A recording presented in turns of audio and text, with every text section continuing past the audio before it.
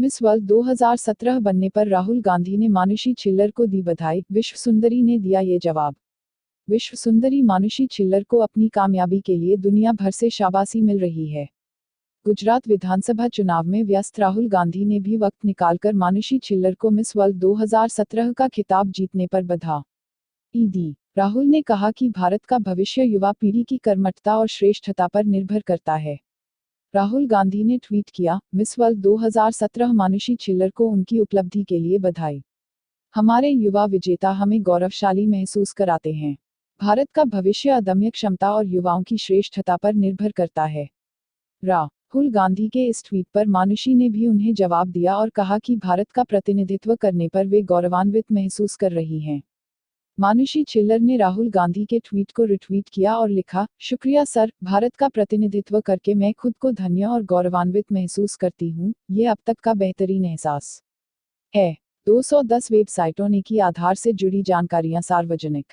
भारतीय विशिष्ट पहचान प्राधिकरण (UIDAI) ने कहा कि केंद्र और राज्य सरकार की 200 से अधिक वेबसाइटों ने कुछ आधार लाभार्थियों के नाम और पते जैसी जानकारियां सार्वजनिक कर दी। आधार जारी करने वाली संस्था ने एक RTI के जवाब में कहा कि उसने इस उल्लंघन पर संज्ञान लिया है और इन वेबसाइटों से जानकारियां हटवा दी हैं। यह स्पष्ट नहीं है कि यह उल्लंघन कब हुआ। उसने कहा कि UIDAI की ओर से आधार के ब्यौरे को कभी सार्वजनिक नहीं किया गया। संस्था ने कहा, यह पाया गया है कि शैक्षिकी संस्थानों समेत केंद्र सरकार, राज्य सरकार के विभागों की तकरीब न 210 वेबसाइटों पर लाभार्थियों के नाम, पते, अन्य जानकारियां और आधार संख्याओं को आम जनता की सूचना के लिए सार्वजनिक कर दिया गया। उसने एक RTI अर्जी के जवाब में कहा कि UIDAI ने इस पर ध्यान दिया है और इन वेबसाइटों से आधार का ब्यौरा हटा दिया है। UIDAI 12 अंकों की विशिष्ट पहचान संख्या जारी करता है जो देश में कहीं भी पहचान और घर के पते का सबूत होती है। गौरतलब है कि केंद्र सरकार विभिन्न सामाजिक सेवा योजनाओं का लाभ उठाने के लिए आधार को अनिवार्य बनाने की प्रक्रिया में है। RTI के जवाब में कहा गया है, UIDAI का बहुत व्यवस्थित तंत्र है और वह उच्च स्तरीय डेटा सुरक्षा बनाए रखने के लिए लगातार अपने तंत्र को उन्नत बना रहा है। इसमें कहा गया है कि आधार पारिस्थितिकी तंत्र को इस तरह से बनाया गया कि इसकी डेटा सुरक्षा और निजता सुनिश्चित की जा सके, जो इस तंत्र का अहम हिस्सा है। UIDAI ने कहा कि विभिन्न नीतियों और प्रक्रियाओं की समीक्षा की गई है, इन्हें समय समय पर अद्यतन किया गया है और UIDAI परिसरों के भीतर और बाहर, खास तौर पर डेटा केंद्रों में डेटा की सुरक्षा के लिए पर्याप्त व्यवस्था की गई है। उसने कहा कि डेटा की सुरक्षा और निजता मजबूत करने के लिए नियमित आधार पर सुरक्षा जांच की जाती है। इसके अलावा डेटा को और अधिक सुरक्षित बनाने के लिए हर संभव कदम उठाए गए हैं। गुजरात चुनाव के बाद कांग्रेस की कमान संभालेंगे राहुल गांधी, पार्टी ने चुनाव कार्यक्रम घोषित किया। राहुल गांधी को कांग्रेस अध्यक्ष बनाने की तैयारियां पूरी हो चुकी हैं। कांग्रेस पार्टी ने सोमवार को घोषणा की कि यदि आवश्यक हुआ तो पार्टी का अगला अध्यक्ष चुनने के लिए चुनाव 16 दिसंबर को होगा और 19 दिसंबर को नए कांग्रेस अध्यक्ष के नाम की घोषणा होगी। वर्तमान अध्यक्ष सोनिया गांधी के नई दिल्ली के 10 जनपद स्थित आवास पर हुई कांग्रेस कार्य समिति की बैठक में चुनाव कार्यक्रम को मंजूरी दी गई। सोनिया गांधी की अध्यक्षता में हुई बैठक में पूर्व प्रधानमंत्री मनमोहन सिंह सहित दल के सभी महत्वपूर्ण नेता और महासचिवों ने हिस्सा लिया। चुनाव 1 दिसंबर को अधिसूचित किया जाएगा और नामांकन दाखिल करने की अंतिम तिथि 4 दिसंबर है। नामांकन पत्रों की समीक्षा 5 दिसंबर को की जाएगी और नामांकन वापस लेने की अंतिम तारीख 11 दिसंबर है। तारीखों का ऐलान करते हुए एक बयान में कहा गया कि जरूरत पड़ने पर ही 16 दिसंबर को चुनाव कराया जाएगा। कांग्रेस के अनुसार अगर राहुल के अलावा कोई और प्रत्याशी नहीं खड़ा होता है तो स्क्रूटनी के आखिरी दिन उनकी उम्मीदवारी की घोषणा की जाएगी। फोन पर को गाली देना अपराध, सुप्रीम कोर्ट ने कहा हो सकती है 5 साल जेल। उच्चतम न्यायालय ने व्यवस्था दी है कि सार्वजनिक स्थान पर फोन पर अनुसूचित जाति SC और अनुसूचित जनजाति ST श्रेणी के खिलाफ जातिसूचक टिप्पणी करना अपराध है और इसके लिए अधिकतम 5 वर्ष की जेल की सजा हो सकती है। शीर्ष न्यायालय ने एक व्यक्ति के खिलाफ दायर मामले की आपराधिक सुनवाई पर स्थगन लगाने और प्राथमिकी को रद्द करने से इनकार कर दिया। व्यक्ति पर फोन पर अजजा श्रेणी की एक महिला के खिलाफ आपत्तिजनक टिप्पणी करने के आरोप हैं। न्यायमूर्ति द्वय जी चेलामेश्वर और S अब्दुल नजीर की पीठ ने इलाहाबाद उच्च न्यायालय के 17 अगस्त के फैसले में हस्तक्षेप करने से इनकार कर दिया। उच्च न्यायालय ने उत्तर प्रदेश का रहने वाले व्यक्ति की याचिका खारिज कर दी थी, जिसने अपने खिलाफ एक महिला द्वारा दर्ज कराई गई प्राथमिकी को रद्द करने की मांग की थी। पीठ ने यह कहते हुए उसकी याचिका खारिज कर दी कि उसे मामले की सुनवाई के दौरान यह साबित करना होगा कि उसने महिला से सार्वजनिक स्थल से बात नहीं की थी। सरकार कर रही है संसद के शीतकालीन सत्र में 3 तलाक खत्म करने की तैयारी। मुस्लिम समाज में जारी एक बार में 3 तलाक कहने की प्रथा को पूरी तरह खत्म करने के लिए सरकार संसद के शीतकालीन सत्र में एक विधेयक लाने पर विचार कर रही है। सरकारी सूत्रों ने बताया कि उचित विधेयक लाने या मौजूदा दंड प्रावधानों में संशोधन पर विचार करने के लिए एक मंत्रिस्तरीय समिति का गठन किया गया है। इसी साल 22 अगस्त को सुप्रीम कोर्ट ने अपने ऐतिहासिक फैसले में 3 तलाक की प्रथा को गैरकानूनी और असंवैधानिक करार दिया था। माना जा रहा है कि इस फैसले के बावजूद जमीनी स्तर पर एक बार में 3 तलाक कहने की प्रथा जारी है। भारतीय मुस्लिम महिला संगठन और दूसरे महिला अधिकार समूह यह फैसला आने के बाद से कानून बनाए जाने की मांग करते रहे हैं। सूत्रों ने बताया कि सुप्रीम कोर्ट के आदेश को प्रभावी बनाने के क्रम में सरकार इस मामले को आगे बढ़ा रही है और एक उचित विधेयक लाने या मौजूदा दंड प्रावधानों में संशोधन करने पर विचार कर रही है, जिससे एक बार में 3 तलाक कहना अपराध माना जाएगा। विधेयक तैयार करने के लिए मंत्रिस्तरीय समिति का गठन किया गया है और इस संबंध में संसद के शीतकालीन सत्र में विधेयक लाने की तैयारी है। पैसे होते तो सारी आवारा गायों को पकड़कर योगी जी के दरवाजे पर छोड़ आती। पूर्वी उत्तर प्रदेश के मगहर स्थित मध्यकालीन संत कबीर की आधी समाधि आधी मजार से करीब 500 मीटर दूर मोहम्मद असद कहते हैं, पिछली रात एक ट्रक आया। वो हिंदू किसान दुधारू गायों को रखते हैं और बाकियों को अंधेरे में यहाँ छुट्टा छोड़ देते हैं। सूबे के मुख्यमंत्री योगी आदित्यनाथ के पूर्व संसदीय क्षेत्र गोरखपुर से सटे नूरुद्दीन चाक गांव के किसान भी आवारा गायों से परेशान हैं। इन किसानों के पास आवारा गायों को लेकर दूसरी ही कहानी है। इसी गांव की स्मृति देवी कहती हैं, हमारी फसल बर्बाद हो रही है। 20 सेर क्विंटल घटकर 5 सेर रह गया है। पप्पू यादव कहते हैं, इन गायों को नगर महापालिका शहरों को लाकर गांवों में छोड़ रही है। योगी आदित्यनाथ सरकार ने जब से यूपी में सख्ती के साथ गोवंश हत्या कानून कड़ाई से लागू किया है, तब से नीलगायों, जंगली सुअरों के साथ ही आवारा बछड़े किसानों के लिए विकट समस्या बनते जा रहे हैं। मुसलमानों के लिए गाय, बछड़े और भैंस सुरक्षा की नई वजह बनते जा रहे हैं। असद कहते हैं, एक गाय ने एक बच्ची को मार दिया लेकिन किसी ने कुछ नहीं कहा। अगर हम अपने घर से पास से इन आवारा पशुओं को खदेड़े तो लोग कहने लगेंगे कि ये लोग तस्करी करते हैं। हमारी पिटाई भी हो सकती है। असद के अनुसार मिली जुली आबादी वाली जगहों पर मुसलमान इस मुद्दे पर खुलकर बात भी करने से बचने लगे हैं। मुलायम के बर्थडे पर नहीं पहुंचे शिवपाल, अखिलेश को जबरदस्ती खिलाया केक। मुलायम सिंह यादव ने बुधवार को 79वां जन्मदिन मनाया। इसके लिए समाजवादी पार्टी के ऑफिस में एक प्रोग्राम हुआ। शिवपाल और रामगोपाल यादव दोनों इसमें शामिल नहीं हुए। पार्टी के नेशनल प्रेसिडेंट और मुलायम के बेटे अखिलेश यादव इसमें शामिल हुए। वो केक खाने तैयार नहीं थे। इस पर मुलायम ने पार्टी के एक नेता किरण नंदा से कहा, उसे पकड़ो। इसके बाद अखिलेश को केक खिलाया गया। बता दें कि शिवपाल यादव और अखिलेश के बीच रिश्तों में पिछले साल से तनाव चल रहा है। मुलायम के जन्मदिन का जश्न पार्टी हेडक्वार्टर में मनाया गया। पार्टी के तमाम बड़े नेता समय शामिल हुए लेकिन शिवपाल यादव नहीं पहुंचे। रामगोपाल यादव का भी इंतजार किया गया लेकिन वो भी नहीं आए। प्रोग्राम के दौरान मुलायम स्टेज पर ही अखिलेश को कुछ समझाते नजर आए। जब बहस जैसे हालात बनते दिखे तो किरण नंदा बीच बचाव करने लगे। अखिलेश और मुलायम के बीच कुछ तल्खी नजर आई। अखिलेश ने तो केक खाने से भी इनकार कर दिया। बाद में मुलायम ने पार्टी के सीनियर लीडर किरण नंदा को बुलाया और उनसे अखिलेश को पकड़ने को कहा। इसके बाद अखिलेश को केक खिलाया गया। अब शहरी निकाय चुनाव, एक स्टोन फेज में 24 जिलों में लगभग 53% वोटिंग, एक बूथ पर होगा पुनर्मतदान। यूपी में निकाय चुनाव के पहले फेज के लिए वोटिंग खत्म हो गई है। 24 जिलों की 5 नगर निगम, 71 नगर पालिका परिषद और 154 नगर पंचायतों के लिए वोट डाले गए। कुल लगभग 53% वोटिंग हुई। राज्य निर्वाचन आयुक्त एस.के. अग्रवाल ने प्रेस कॉन्फ्रेंस कर कहा, खुशी की बात है कि इतने बड़े प्रदेश में निकाय चुनाव हिंसा रही शांतिपूर्ण तरीके से संपन्न हुआ। इसमें मीडिया, पुलिस प्रशासन, नेता, जनता सभी का योगदान है। बता दें, सीएम योगी आदित्यनाथ ने बुधवार को गोरखपुर के वार्ड नंबर 68 के प्राइमरी स्कूल में वोट डाला। इस मौके पर उन्होंने कहा, इन चुनावों में जनता का जबरदस्त सपोर्ट बीजेपी को मिल रहा है। मुझे विश्वास है कि बीजेपी की भारी बहुमत से जीत होगी।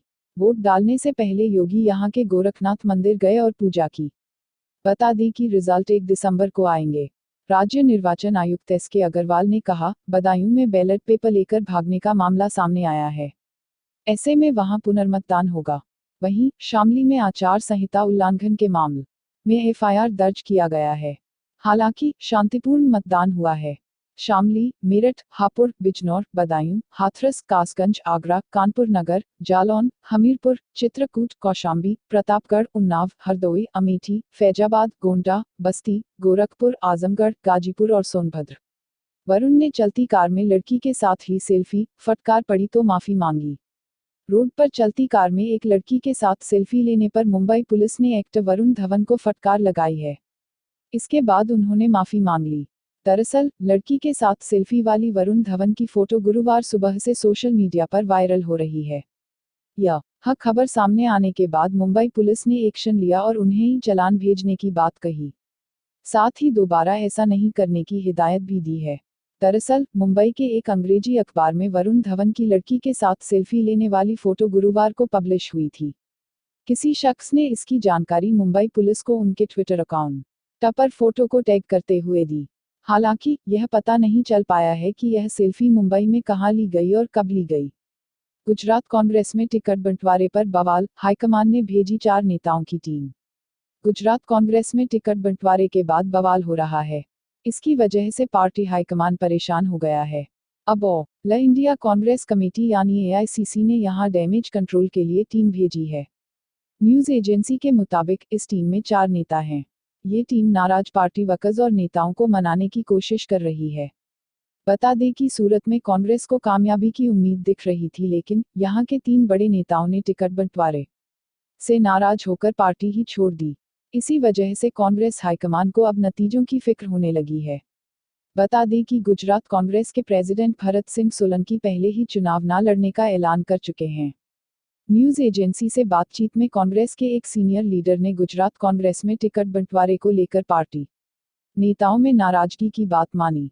उन्होंने कहा, हमारे लिए हर कार्यकर्ता अहम है। कांग्रेस के लिए कारोबारियों का गढ़ सूरत सबसे खास है और अब यहीं उसे गंभीर दिक्कतों का सामना करना पड़ रहा है। दिक्कत किसी एक नेता को लेकर होती तो भी ठीक था, लेकिन यहां 3 नेताओं ने पार्टी छोड़ दी। सूरत में हालात बेकाबू ना हो जाएं, इसलिए कांग्रेस हाईकमान ने यहां बड़े नेताओं की एक टीम भेजी। इसे फायर फाइटिंग टीम कहा जा रहा है। कलराज मिश्र ने CM योगी आदित्यनाथ को बताया पार्टी का प्रधानमंत्री। यूपी के देवरिया में गुरुवार को बीजेपी सांसद कलराज मिश्र की प्रेस वार्ता के दौरान जुबान फिसल गई। बातचीत के दौरान वह मुख्यमंत्री योगी को प्रधानमंत्री बोल बैठे। उन्होंने कहा कि चुनाव चल रहा है तो स्वाभाविक रूप से लाभ मिलेगा। योगी प्रधानमंत्री है पार्टी के, तो वह बोलेंगे ही चुनाव के बारे में। यूपी के मुख्यमंत्री के रूप में योगी आदित्यनाथ ने इतने कम समय में आम जनता और किसानों को लाभ पहुंचाने के लिए कुछ योजनाएं प्रस्तुत की हैं। केंद्र की भी योजनाओं को लागू करने के लिए उन्होंने निचले स्तर पर निर्देश दिया है। चुनाव एक माध्यम बना रहा, जिसकी वजह से जगह जगह जाकर योगी उन सभी योजनाओं को बारे में लोगों को बता भी रहे हैं। प्रदेश सरकार राजभर समाज के लोगों के विकास के लिए कटिबद्ध है। पहले की सरकारों पर समाज के लोगों की उपेक्षा का आरोप लगाते हुए कहा कि आरक्षण का लाभ राजभर जाति के लोगों को नहीं मिल पाया। प्रदेश सरकार इस समाज के उत्थान के लिए कार्य कर रही है। केंद्र व प्रदेश सरकार गरीबों, पिछड़ी जातियों, किसानों आदि के विकास के लिए कृत संकल्पित है। प्रदेश सरकार कई योजनाएं लागू कर रही है। कुंबले भज्जी की वजह से स्टार नहीं बना ये बॉलर, छेड़छाड़ केस में जा चुका जेल। टीम इंडिया से बाहर चल रहे क्रिकेटर अमित मिश्रा 24 नवंबर को अपना 36वां बर्थडे सेलिब्रेट कर रहे हैं। दिल्ली के रहने वाले अमित लेग स्पिनर हैं, जो टीम इंडिया के लिए कई मैचों में बेहतरीन परफॉर्म कर चुके हैं। हालांकि इसके बाद उन्हें देश के लिए खेलने के काफी कम मौके मिले। 14 साल के अपने इंटरनेशनल करियर में उन्होंने सिर्फ 22 टेस्ट, 36 वनडे और 10 T20 मैच ही खेले हैं। अमित मिश्रा पर साल 2015 में बेंगलुरु में एक महिला ने गाली-गलौज, मारपीट और यौन शोषण का आरोप लगाया था। केस दर्ज होने के एक हफ्ते बाद पुलिस ने उन्हें अरेस्ट कर लिया था। हालांकि थोड़ी देर बाद ही उन्हें बेल भी मिल गई थी। जिस महिला ने उन पर यह आरोप लगाया था, वो उन्हें करीब 4 साल पहले से जानती थी और उनकी दोस्त भी रह चुकी थी। उसके मुताबिक ये घटना बेंगलुरु में इंडियन टीम के ट्रेनिंग कैंप के दौरान हुई थी, जो कि साउथ अफ्रीका के साथ खेली जाने वाली सीरीज से पहले लगा था। क्रिकेट वर्ल्ड में अमित मिश्रा के बारे में दो बातें कही जाती हैं। एक तो ये कि उन्होंने गलत दौर में जन्म लिया था और दूसरी ये कि वे उतने लकी नहीं थे जितना उन्हें होना चाहिए था। अमित को लेकर ये दोनों बातें इसलिए कही जाती हैं क्योंकि जब अमित टीम में आने की कोशिश कर रहे थे उस वक्त टीम में पहले से अनिल कुंबले और हरभजन सिंह के रूप में दो स्टार स्पिनर्स मौजूद थे, जिसकी वजह से उन्हें टीम में बहुत ज्यादा मौके नहीं मिले। श्रीनगर में 10 साल बाद नवंबर की रात में रिकॉर्ड तोड़ ठंड, दिल्ली की सुबह सबसे सर्द। श्रीनगर में रात के वक्त टेम्परेचर गिरना जारी है। वेदर डिपार्टमेंट के मुताबिक करीब 10 साल के बाद नवंबर में रातें बेहद सर्द हो रही हैं। जम्मू और लेह में भी रात के वक्त ठंड बढ़ती जा रही है। उधर दिल्ली में शुक्रवार की सुबह इस मौसम का सबसे कम टेम्परेचर दर्ज किया गया। एक ऑफिशियल ने बताया, गुरुवार की रात श्रीनगर में टेम्परेचर -3.1 डिग्री पहुंच गया। ये बुधवार की रात से भी 0.8 डिग्री कम था। पिछले 10 साल में यह नवंबर में रात के वक्त का सबसे कम टेम्परेचर है। शहर में पिछली 5 रातों से पारा लगातार गिरता जा रहा है। श्रीनगर में इस साल 23 नवंबर से पहले 28 नवंबर 2007 को रात के वक्त टेम्परेचर -4.8 डिग्री सेल्सियस रिकॉर्ड किया गया था। ये नवंबर में रात के वक्त अब तक का सबसे कम टेम्परेचर है। वेदर डिपार्टमेंट ने कहा, पिछले 4 दिनों से कश्मीर रीजन और लद्दाख रीजन में टेम्परेचर 0 से नीचे है। ऐसा कोल्ड वेव के चलते हो रहा है। घाटी में गुलमर्ग सबसे ठंडा इलाका रहा। पिछली रात यहां टेम्परेचर -6 डिग्री तक गिर गया। पहलगाम में रात का टेम्परेचर 5.4 डिग्री रिकॉर्ड किया गया। लद्दाख के लेह में बीती रात टेम्परेचर -13.2 डिग्री रिकॉर्ड किया गया। वहीं करगिल में टेम्परेचर -9 डिग्री रहा। मौसम विभाग ने कहा है कि मौसम सूखा ही रहेगा, लेकिन दूर दराज के इलाकों में अगले 2 दिन हल्की बारिश और बर्फबारी हो सकती है। राहुल ने दलितों से लिया 125 फीट लंबा तिरंगा, बोले मोदी को इसकी कद्र नहीं। गुजरात विधानसभा चुनाव में प्रचार के लिए कांग्रेस वाइस प्रेसिडेंट राहुल गांधी शुक्रवार सानद में दलित कम्युनिटी के बीच पहुंचे। यहां उन्हें 125 फीट लंबा और 83.3 फीट चौड़ा तिरंगा भेंट किया गया।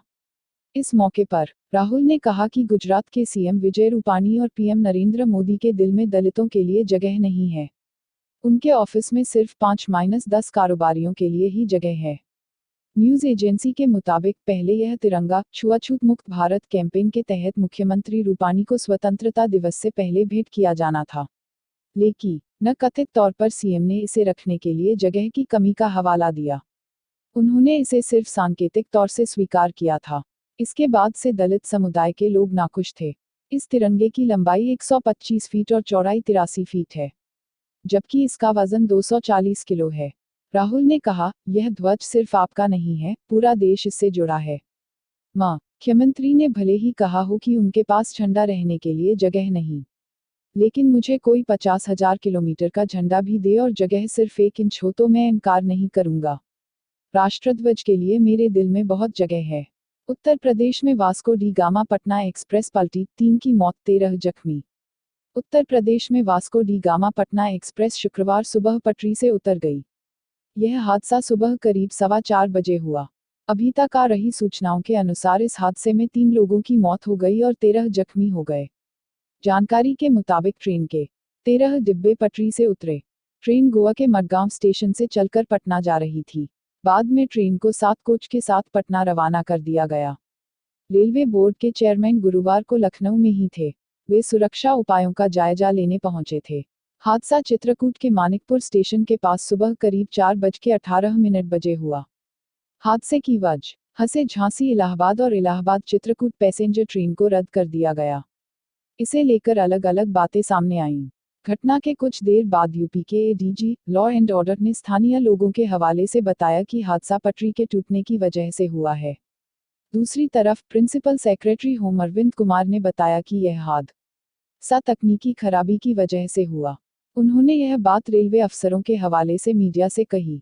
धार्मिक चिन्ह बनाया, पॉलिटिकल मैसेज लिखा तो लीगल नहीं रहेगा नोट। आरबीआई नोटबंदी के बाद जारी हुए 500 और 2000 के नोटों पर कुछ लिखा होने से बैंक इन्हें अवैध नहीं ठहरा सकते।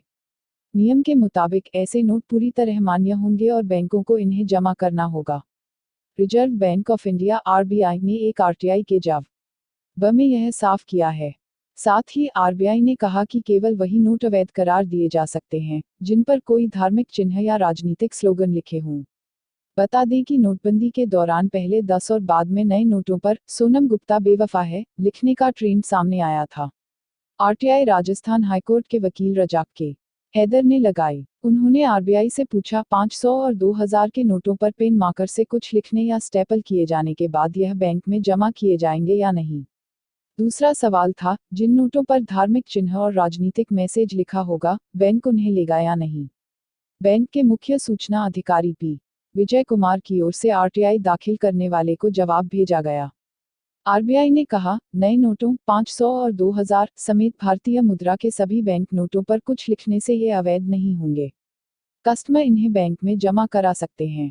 दूसरे सवाल पर साफ किया, नोट रिफंड रूल के हिसाब से कोई धार्मिक स्लोगन या चित्र बने नोट और राजनीतिक चिन्ह या स्लोगन लिखे नोट शून्य रद्द माने जाएंगे।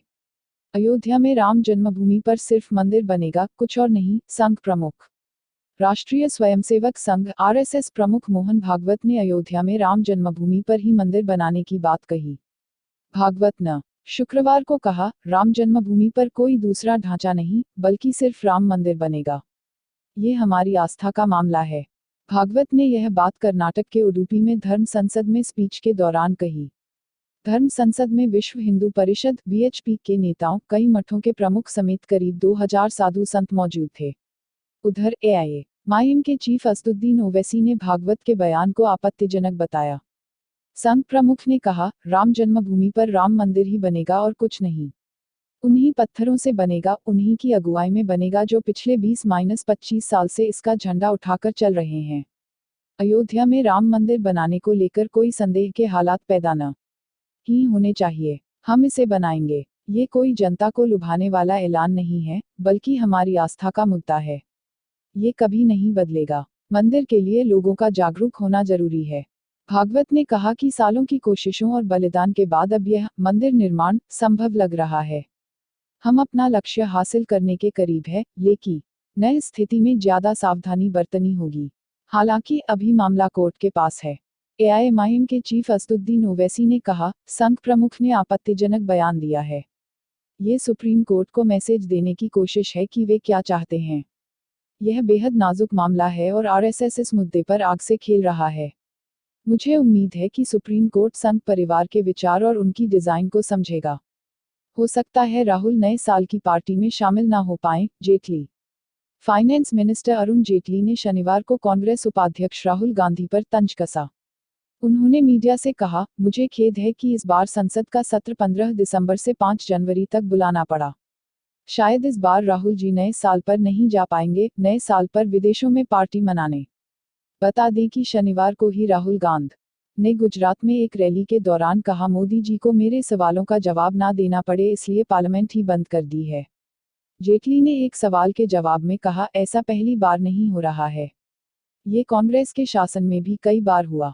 पार्लियामेंट सेशन और इलेक्शन एक साथ नहीं हो सकते। कांग्रेस के शासन में भी जब इलेक्शन होती थी तो पार्लियामेंट की डेट से एडजस्ट की जाती थी। उन्होंने कहा, ऐसा करने के पीछे लोकतंत्र में एकदम साफ कारण बताया गया है। जनता सबसे अहम है और उसे प्राथमिकता मिलेगी। इसलिए जब आप जनता के सामने मुद्दों पर बहस कर रहे होते हैं तो पार्लियामेंट सेशन उस वक्त नहीं चल सकता। राहुल ने अरवाली में रैली के दौरान राफेल डील और अमित शाह के बेटे जय शाह पर नरेंद्र मोदी से 3 सवाल पूछे। राहुल ने कहा, मोदी जी को मेरे सवालों का जवाब नहीं देना है इसलिए पार्लियामेंट बंद कर दी। मोदी जी अब कहते हैं कि ना बोलूंगा और ना बोलने दूंगा। वे चाहते हैं कि गुजरात की जनता सच्चाई को ना सुने। नरेंद्र भाई, ट्रंप को गले लगाना काम नहीं आया, हाफिज की रिहाई पर राहुल गांधी। लश्कर-ए-तैयबा के चीफ हाफिज सईद की पाकिस्तान में रिहाई को लेकर कांग्रेस उपाध्यक्ष राहुल गांधी ने प्रधानमंत्री नरेंद्र मोदी पर तंज कसा। उन्होंने शनिवार को ट्वीट में लिखा कि नरेंद्र भाई का डोनाल्ड ट्रंप को गले लगाना काम नहीं आया। अमेरिकी राष्ट्रपति ने पाकिस्तानी सेना को लश्कर को फंड देने के आरोप में क्लीन चिट दे दी है। बता दें कि आतंकी सईद 10 महीने की नजरबंदी के बाद गुरुवार रात रिहा हुआ। इसके बाद उसने केक काटकर रिहाई का जश्न मनाया। राहुल गांधी ने अपने ट्वीट में लिखा, नरेंद्र भाई, बात नहीं बनी। आतंक का मास्टरमाइंड आजाद है। ट्रंप ने पाक सेना को लश्कर की फंडिंग में क्लीन चिट दे दी है। गले लगाने की पॉलिसी नाकाम हो गई। फौरन और गले लगाने की जरूरत है। पाक सेना पर टेरर फंडिंग के आरोप लगते रहे हैं, लेकिन हाल ही में अमेरिका ने पाक सेना को इन आरोपों में क्लीन चिट दे दी है। इससे भारत की उम्मीदों को झटका लगा है। इंडिया के एयरपोर्ट्स पर किसी तरह का वीआईपी कल्चर नहीं है। एविएशन मिनिस्टर जयंत सिन्हा ने कहा है कि एयरपोर्ट्स पर किसी तरह का वीआईपी कल्चर नहीं है। सिन्हा ने कहा कि केवल सुरक्षा की वजह से कभी कभार पैसेंजर्स में अंतर किया जाता है। बता दें कि कुछ दिन पहले इम्फाल एयरपोर्ट पर केंद्रीय मंत्री अल्फोंस कन्नानथानम से एक महिला ने बहस की थी। महिला वीआईपी अराइवल के चलते फ्लाइट में देरी होने से नाराज थी। जयंत सिन्हा ने कहा, मैं एक बात साफ तौर पर कह देना चाहता हूं कि किसी भी तरह का वीआईपी कल्चर नहीं है। केवल सुरक्षा के नजरिए केंद्रीय मंत्रियों और उन लोगों को जिनके नाम लिस्ट में हैं, उन्हें सिक्योरिटी स्क्रीनिंग से जाने की जरूरत नहीं होती। इनके अलावा ज्यादातर सभी को सिक्योरिटी स्क्रीनिंग से गुजरना होता है, जैसा कि बिजनेस क्लास पैसेंजर्स के साथ होता है। जयंत सिन्हा लिटरेरी फेस्टिवल के दौरान बोल रहे थे। उन्होंने एक सवाल के जवाब में कहा, भारत में वीआईपी और वीवीआईपी की 32 कैटेगरी हैं, जिन्हें फ्लाइट से पहले एयरपोर्ट पर सिक्योरिटी चेक्स पॉइंट्स पर छूट दी जाती है। सिन्हा ने कहा, दूसरे देशों में भी अलग तरह के प्रोटोकॉल इस्तेमाल किए जाते हैं। ऐसा सिक्योरिटी रीजन के चलते होता है, जब अलग तरह के ऑफिशियल्स के साथ अलग प्रोटोकॉल इस्तेमाल होता है। मैं यह बात दावे से कह सकता हूं कि केवल सुरक्षा के नजरिए से पैसेंजर्स में अंतर किया जाता है, वरना मैं भी अपना सामान खुद उठाता हूं, उन्हीं लाइंस में खड़ा होता हूं जैसा कि मेरे ज्यादातर साथी करते हैं। मैं केवल सिक्योरिटी चेक से नहीं गुजरता हूं। पिछले दिनों इम्फाल एयरपोर्ट पर एक महिला पैसेंजर और केंद्रीय मंत्री अल्फोंस कन्नानथानम की बहस का वीडियो सामने आया था। ये महिला वीआईपी अराइवल की वजह से फ्लाइट लेट होने पर नाराज थी। महिला ने कहा कि मैं एक डॉक्टर हूं और मुझे वक्त पर जॉब पर जाना था। अल्फोंस वीडियो में महिला से आई अंडरस्टैंड कहते दिख रहे थे। महिला ने उनसे कहा कि आप मुझे लिखित में देंगे कि अब आगे यह फ्लाइट डिले नहीं होगी। हिंदू 4 बच्चे पैदा करें, देश में आबादी बैलेंस होगी। स्वामी गोविंद देव। कर्नाटक के उडुपी में चल रही धर्म संसद में शनिवार को स्वामी गोविंद देव गिरी महाराज ने हिंदुओं की आबादी बढ़ाने की नसीहत दी। उन्होंने कहा कि जब तक यूनिफॉर्म सिविल कोड, सबके लिए एक नियम, लागू नहीं हो जाता है, हिंदू कम से कम 4 बच्चे पैदा करें। इससे देश में जनसंख्या के असंतुलन पर रोक लगाई जा सकेगी। स्वामी ने कहा कि सरकार 2 बच्चों की पॉलिसी पर जोर दे रही है, लेकिन यह हिंदुओं तक सीमित नहीं रहनी चाहिए। गोविंद देव हरिद्वार के भारत माता मंदिर के स्वामी हैं। विश्व हिंदू परिषद की ओर से आयोजित धर्म संसद का रविवार को आखिरी दिन है। स्वामी गोविंद देव ने कहा, जिन इलाकों में हिंदू आबादी कम हुई, वहां जनसंख्या में असंतुलन पैदा हुआ और भारत ने उस जगह को खो दिया। जब तक सरकार सभी के लिए अधिकतम 2 बच्चों की पॉलिसी लेकर नहीं आती है, हिंदुओं को कम से कम 4 बच्चे पैदा करने चाहिए। गौरक्षा के मुद्दे पर गोविंद देव ने कहा, गौरक्षक शांति प्रिय लोग हैं।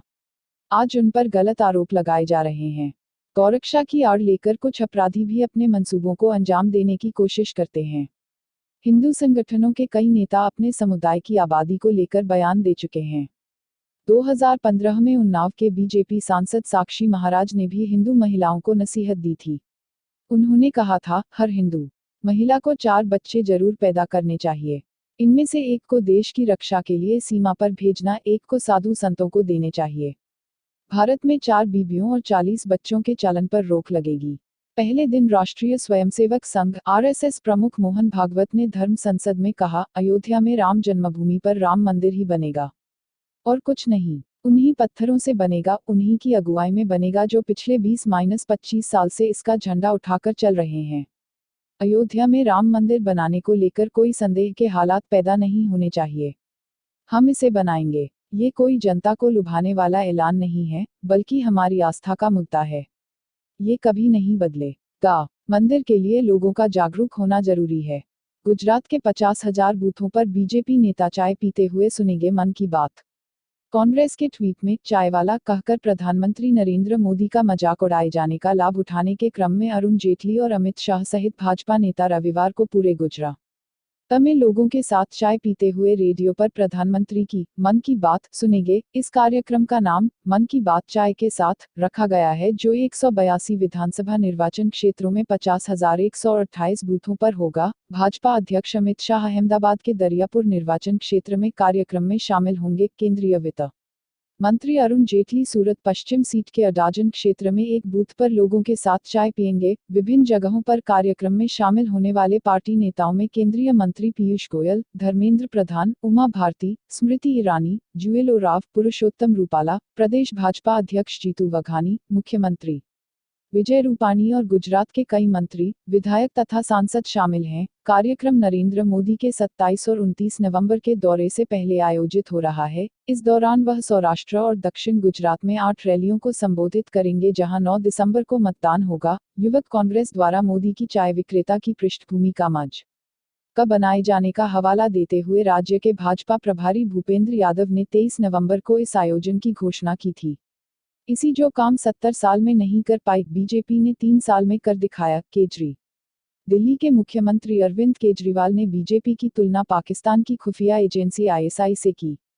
उन्होंने कहा कि आज सांप्रदायिकता की राजनीति के जरिए देश को हिंदू मुस्लिम के नाम पर बांटने की कोशिश हो रही है। पाकिस्तान का तो सालों से सपना है कि देश बंटे और वो कब्जा कर ले। ऐसा करने वाले आईएसआई के एजेंट हैं। इसी जो काम 70 साल में नहीं कर पाई बीजेपी ने इसे जरिए 3 साल में कर दिखाया। केजरीवाल रविवार को आम आदमी पार्टी के 5th फाउंडेशन डे के मौके पर बोल रहे थे। रामलीला ग्राउंड में हुए प्रोग्राम में 22 राज्यों के करीब 10,000 पार्टी वर्कर शामिल हुए। बता दें कि लोकपाल आंदोलन के बाद इसके एक गुट ने 2012 में पार्टी बनाई थी। हालांकि अन्ना हजारे ने इससे खुद को अलग रखा। आप के राष्ट्रीय संयोजक केजरीवाल ने कहा, देश को हिंदू मुस्लिम के नाम पर बांटने का सपना पाकिस्तान सालों से पाले हुए है। आज जो सांप्रदायिकता की राजनीति कर देश को बांटना चाहते हैं, वो आईएसआई पाकिस्तान की खुफिया एजेंसी के एजेंट हैं। राष्ट्रभक्त के चोले के अंदर देशद्रोही हैं। ये लोग देश को कमजोर करना चाहते हैं ताकि पाकिस्तान का मकसद पूरा हो सके। काम आईएसआई 70 साल में नहीं कर पाए, उसे बीजेपी ने 3 साल के अंदर करके दिखा दिया। केंद्र की बीजेपी सरकार भ्रष्टाचार के खिलाफ हमारी लड़ाई में रुकावट डाल रही है। उन्होंने दिल्ली के एंटी करप्शन ब्यूरो को हमसे छीन लिया। शायद देश में ऐसा पहली बार हुआ हो कि किसी सरकारी बिल्डिंग पर छापेमारी के लिए पैरामिलिट्री फोर्स भेजी गई। 10वीं 12वीं के छात्रों के लिए बड़ी खुशखबरी। Council for the Indian school certificate (CISCE) ने 10वीं और 12वीं कक्षा में विभिन्न विषय के पासिंग मार्क्स में बदलाव किया है। अब 10वीं में पास होने के लिए छात्रों को न्यूनतम 33% और 12वीं में पास होने के लिए 35% अंक लाने होंगे। CISCE के मुख्य कार्यकारी और सचिव गैरी अराथून ने बताया, यह बदलाव देश में अन्य बोर्ड के अनुरूप परीक्षा की व्यवस्था बनाने और एकरूपता लाने के मकसद से किया गया है। उन्होंने कहा कि यह बदलाव सत्र 2018-19 से लागू होंगे। CISCE ने यह बदलाव पिछले दिनों मानव संसाधन विकास मंत्रालय के साथ हुई बैठक के बाद किया है। नए बदलाव के तहत अब 10वीं और 12वीं की परीक्षा देने वाले छात्रों को बोर्ड में पास होने के लिए प्रत्येक विषय में 33 और 35% अंक लाने होंगे। पहले उन्हें 35 और 40% अंक लाने होते थे। बोर्ड ने इस संदर्भ में सभी संबद्ध स्कूलों के प्रमुखों को संबोधित करते हुए एक अधिसूचना जारी की है। बोर्ड की तरफ से जारी अधिसूचना में कहा गया है कि स्कूलों को सुझाव दिया जाता है कि 9वीं और 11वीं कक्षा के विषयों में भी 33 और 35% उत्तीर्णांक की व्यवस्था को लागू करें। यह बदलाव मंत्रालय के उस सुझाव को ध्यान में रखते हुए किया गया है, जिसके तहत देशभर के सभी बोर्ड के पासिंग मार्क्स में एकरूपता रखने को कहा गया है। बोर्ड ने सभी स्कूलों को आंतरिक परीक्षाओं में भी यह बदलाव लागू करने के लिए कहा है। बोर्ड की अधिसूचना में कहा गया है कि परिषद ने अन्य परीक्षा बोर्ड के साथ मानव संसाधन विकास मंत्रालय के साथ बैठक में हिस्सा लिया, जिसमें उसे अंतर बोर्ड कार्यकारी समूह (IBWG) का सदस्य बनाया गया। कोहरे का प्रकोप रेलवे पर दिसंबर से फरवरी के बीच रद्द हुई ये 46 ट्रेनें। रेलवे ने उत्तर भारत में कोहरे को देखते हुए 1 दिसंबर से 13 फरवरी के बीच 46 ट्रेनें रद्द कर दी हैं। रेलवे बोर्ड द्वारा सभी महाप्रबंधकों को लिखे गए एक पत्र के अनुसार ट्रेन परिचालन के प्रबंधन के लिए कोहरा प्रभाव वित्त इलाकों से गुजरने वाली ट्रेनों को रद्द करने और उनके चक्कर कम करने के लिए एक विस्तृत योजना तैयार की गई है। रद्द की गई इन ट्रेनों में Agra intercity express 12,179, Lucknow junction Agra cantt express 15,209, Saharsa Amritsar express 14,674, Amritsar Jaynagar Shaheed express और लखनऊ आनंद विहार एक्सप्रेस हैं। यंगर नई दिल्ली एक्सप्रेस, आजमगढ़ दिल्ली कैफियत एक्सप्रेस और बरौनी अंबाला हरिहरनाथ एक्सप्रेस 1 दिसंबर से 13 फरवरी के बीच हर गुरुवार को निलंबित रहेंगी। राष्ट्रीय मानवाधिकार संगठन का हुआ बैठक। गोरखपुर 28 नवंबर 2017 कैंप कार्यालय कौशलपुर कॉलोनी के विश्वनाथ अग्रहरी के निवास स्थान पर बैठक किया गया, जिसमें संगठन के स्थापना दिवस को, जो कि 10 दिसंबर को मनाया जाएगा, इसकी विस्तृत तैयारी के लिए यह बैठक की गई है।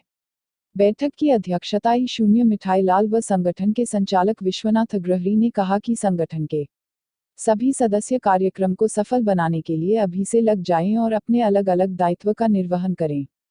बैठक में उपस्थित पदाधिकारी सहित समस्त सदस्य कोमल लाल, जितेंद्र प्रजापति, प्रियांशु उपस्थित रहे। बांध टूटने पर जब इंदिरा मोदी आई थी तो मुंह पर रुमाल रख लिया था, मोदी। गुजरात विधानसभा चुनाव प्रचार में बीजेपी और कांग्रेस ने अपनी ताकत झोंक दी है। नरेंद्र मोदी और राहुल गांधी बुधवार को फिर गुजरात में हैं। मोदी ने नोटबंदी, जीएसटी और गुजरात के नर्मदा प्रोजेक्ट पर कांग्रेस के हमले को लेकर बात की। उन्होंने नाक पर हाथ रखकर कांग्रेस पर तंज कसा कि मोरबी में बांध टूटने के बाद जब यहां इंदिरा गांधी यहां आई तो उन्होंने मुंह पर रुमाल रख लिया था। जनता की तिजोरी पर डाका डालने वाले आज अर्थशास्त्री हो गए हैं। बता दें कि राज्य में 9 और 14 दिसंबर को वोटिंग होनी है। नतीजे 18 दिसंबर को आएंगे। मोदी ने कहा, जब भूकंप आया तो हमने मोरबी पहुंचने में देर नहीं की। इतिहास गवाह है कि हम जनता के सुख दुख के साथ रहे हैं। 1980 में जब मोरबी में बांध टूटा तो इंदिरा गांधी यहां मुंह पर रुमाल रखकर आई थी। विपत्ति को अवसर में बदलना ही गुजरात मॉडल है। वाराणसी में भी लोगों को मोरबी की खबर रहती है। कांग्रेस का विकास है, टपंप है, वहीं बीजेपी का विकास नर्मदा की पाइपलाइन है। हमने गुजरात में ऐसा काम किया है कि 100 साल तक पीछे मुड़कर नहीं देखना होगा। मोदी ने कहा, कांग्रेस गुजरात की धरती पर अनाप शनाप बोल रही है। एक ही परिवार का देश में लंबे वक्त तक शासन रहा। भ्रष्टाचार बंद हुआ तो विरोधी बौखला गए हैं। पहले यूरिया के लिए राज्य सरकार को केंद्र को चिट्ठी लिखनी पड़ती थी, आज पूरे गुजरात में यूरिया की कोई दिक्कत नहीं है। बीजेपी सरकार ने किसानों के खेतों में पानी पहुंचाया। हमने गुजरात में इतनी मोटी पाइपलाइन बनाई जिससे मारुति निकल जाए। गुजरात में कृषि उत्पादन 600 करोड़ से बढ़कर 1700 करोड़ रुपए का हो गया। कांग्रेस ने गुजरात में एक एग्रीकल्चर यूनिवर्सिटी बनाई तो हमने 4 बनाई। गुजरात चुनाव, राहुल गांधी ने बीजेपी पर बोला हमला। गुजरात चुनाव प्रचार पूरे जोरों पर है। यहां 9 दिसंबर को पहले चरण का मतदान होगा। खुद प्रधानमंत्री नरेंद्र मोदी लगातार रैलियां कर रहे हैं, तो राहुल गांधी भी काफी दिनों से गुजरात का लगातार दौरा कर रहे हैं। बुधवार को प्रधानमंत्री मोदी रैलियों में कांग्रेस पर एक के बाद एक करके प्रहार कर रहे थे। वहीं कांग्रेस का मोर्चा खुद राहुल गांधी ने संभाला। राहुल ने सोमनाथ मंदिर पहुंचकर पूजा अर्चना की। भगवान सोमनाथ का आशीर्वाद लेने के बाद उन्होंने बीजेपी को अपने निशाने पर लिया। कांग्रेस उपाध्यक्ष ने प्रधानमंत्री नरेंद्र मोदी पर अपना हमला तेज करते हुए प्रदेश में सत्तारूढ़ भाजपा की पिछले चुनाव में किए गए उसके वादों पर आज उससे जवाब मांगे। गुजरात में भाजपा के 22 साल के शासन का मुद्दा उठाते हुए कहा कि लोग उससे जवाब मांग रहे हैं। आवास के मुद्दे पर सरकार को घेरते हुए उन्होंने प्रधानमंत्री से पूछा कि क्या गुजरातियों को नए घर देने में और 45 साल लगेंगे। राहुल गांधी ने ट्विटर पर लिखा, 22 सालों का हिसाब, गुजरात मांगे जवाब। यूपी निकाय चुनाव, ईवीएम में गड़बड़ी की शिकायतें, बाराबंकी में पुलिस का लाठीचार्ज। उत्तर प्रदेश में हो रहे निकाय चुनाव के तीसरे और अंतिम चरण के तहत प्रदेश के 26 जिलों में मतदान के दौरान कुछ जिलों में ईवीएम मशीनों में भी गड़बड़ी की शिकायतें आई, लेकिन उन्हें समय रहते दूर कर लिया गया। कई मतदान केंद्रों पर लोगों ने अपना नाम मतदाता सूची में नहीं होने की शिकायत की। बरेली के वार्ड 54 में बड़ी लापरवाही सामने आई। यहां 1250 मतदाताओं में करीब 600 लोगों के नाम वोटर लिस्ट में नहीं थे और जिन लोगों के नाम लिस्ट में हैं उनमें से कई या तो मर चुके हैं या वार्ड को छोड़कर किसी अन्य स्थान पर जाकर बस चुके हैं। बरेली के वार्ड नंबर 66 में मतदाता सूची में गड़बड़ी होने पर मतदाताओं ने हंगामा कर दिया। मतदाताओं का आरोप है कि वोटर लिस्ट में उनकी जाति पटवा लिखी है, लेकिन पर्ची में देवल लिखकर आई है। बूथ अधिकारी ने 10-12 लोगों को वोट डालने से रोक दिया, जिसको लेकर विरोध हुआ। लोगों का आरोप है कि बीएलओ, बूथ लेवल ऑफिसर, ने पहले ही जांच नहीं की, जिस कारण गड़बड़ी हो रही है। वहीं बाराबंकी में तो एक पोलिंग बूथ के पास 200 मीटर के अंदर मतदाताओं को मतदान पर्ची बांटे जाने के दौरान पुलिस ने लाठीचार्ज कर दिया। पुलिस ने यहां लाठीचार्ज में टेबल और कुर्सियों को ही तोड़ दिया।